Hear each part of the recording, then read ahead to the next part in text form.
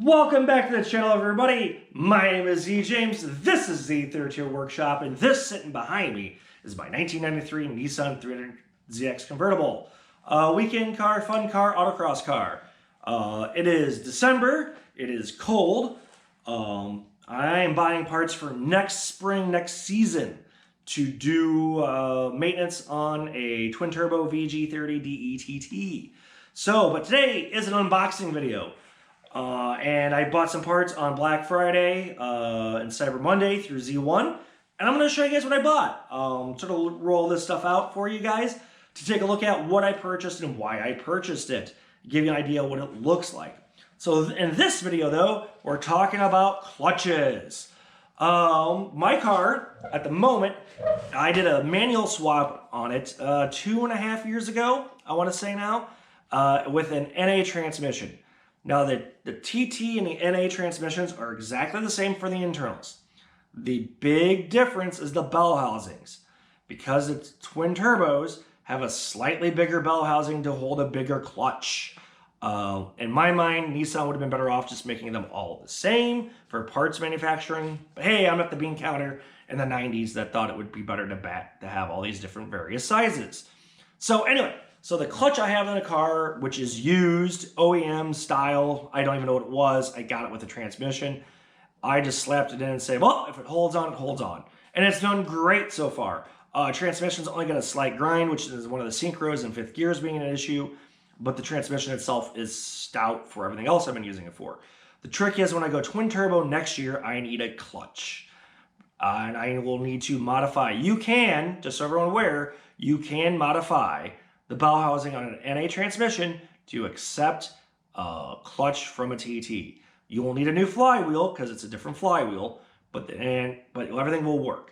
But this clutch I ordered up was from Z1. It is their street mild performance, if I want to say that properly, clutch they got with an organic disc. It is good for 400 foot-pounds. Just so everyone knows, on clutches, you rate them by torque, not horsepower, by torque.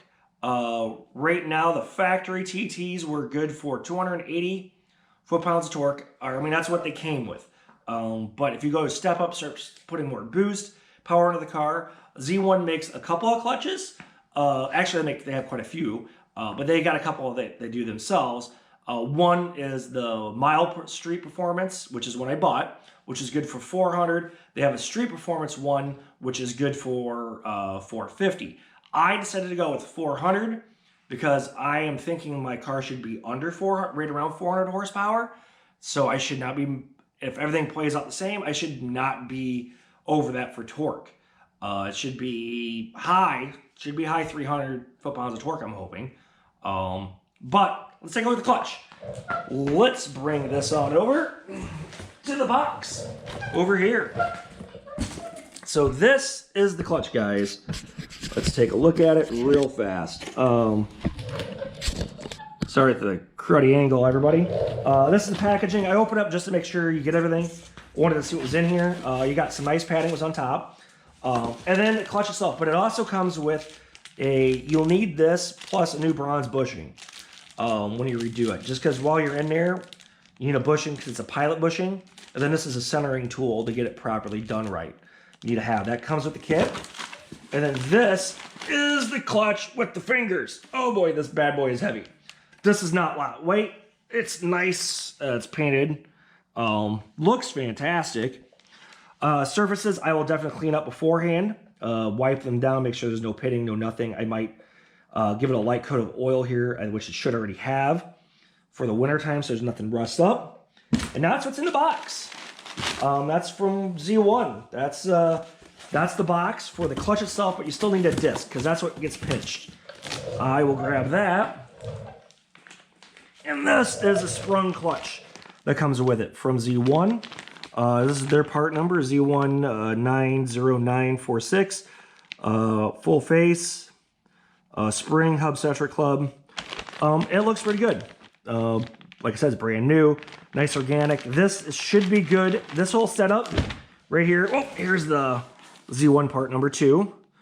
Performance plate, pilot bushing, alignment tool. So Z1 24510. that's the kit. Oh, before I ended that video, geez, totally forgot. You choose or you get a new throwout bearing. I totally didn't have this in the video. This is part of the package as well. Here's the part number for it. It's a KO. You need to have this for doing that. You need to change them out. I'll probably have to do that on mine just to make sure it's the right one and it fits, because you need to do new throwout bearing, new pilot bushing, new clutch. All that works well when it's all for it, because the other one now kind of is married, as one would say, to that clutch that's in the car. So it kind of likes it, knows what it is. You don't want to change them.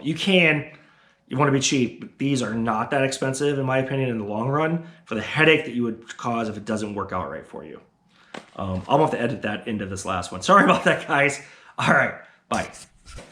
I did not buy, well, let's string you guys around here.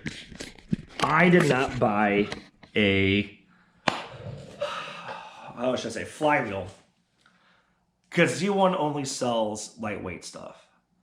Which is great. If you're a drag racer, but on the street, lightweight flywheels are not my forte.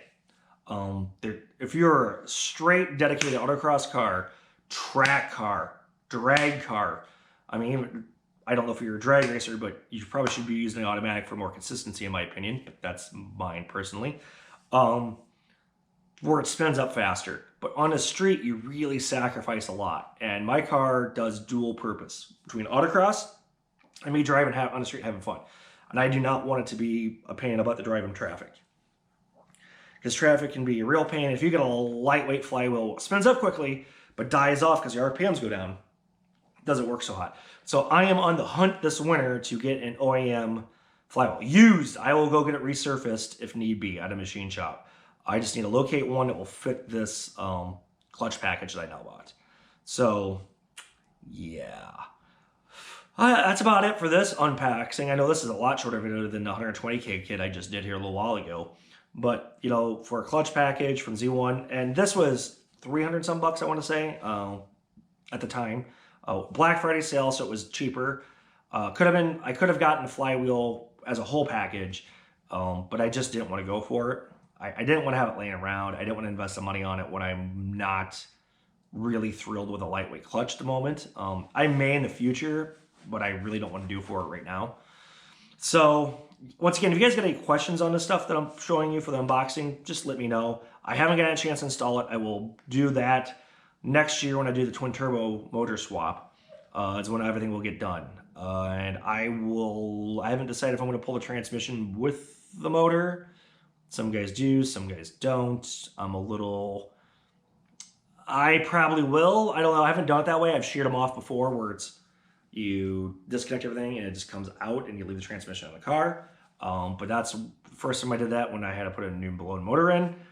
And when I put the new one in, I just left it. When I did the transmission swap, the motor stayed in the car, the transmission went away. I will tell you that's a pain in the butt in the car. But I was trying to lift the transmission in. I think if I do the motor swap, everything will stay in place, if that makes sense. I will be able to keep all the stuff packaged together. I can just take it apart inside the car and I can line it back up, maybe.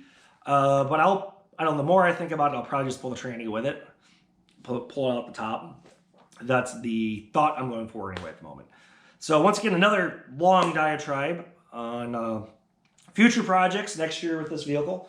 So if you guys got any questions, hit me up. Once again, my name is Z James. Please like and subscribe for this channel. Everything you do helps me out, grow this channel, what's going on. And hopefully you guys are finding this stuff helpful and informative. I know I'm not doing any projects right now for on the car so you can learn something. But once again, it's December here.